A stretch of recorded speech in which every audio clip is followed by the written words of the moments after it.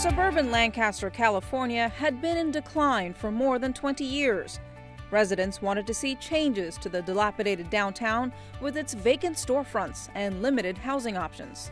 We needed a new look, we needed a new feel. Our town was run down and it was time to update it. We said we're going to go out to the community and outreach into them and say, what is it that you want to see in your downtown?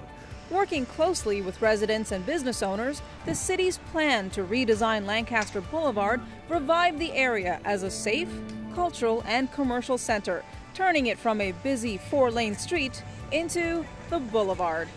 Before, there was a lot of empty spaces on our boulevard. There was parking lots or things that had been, run down buildings and what have you.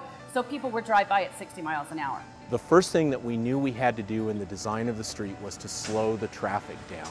And what that meant was narrowing the travel lane.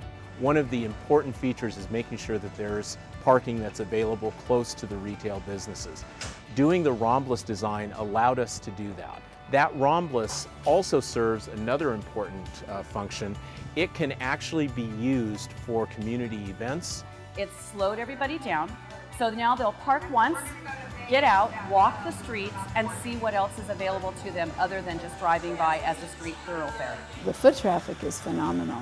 You can do your dry cleaning, your banking, your medical, your dental, all in this area.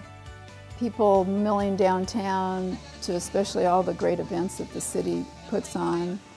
That's our time to shine and have people notice us. The new walkable, bikeable 2-lane street is now flanked by mixed-income and senior citizen apartment buildings, plus a nearby park and commuter train station.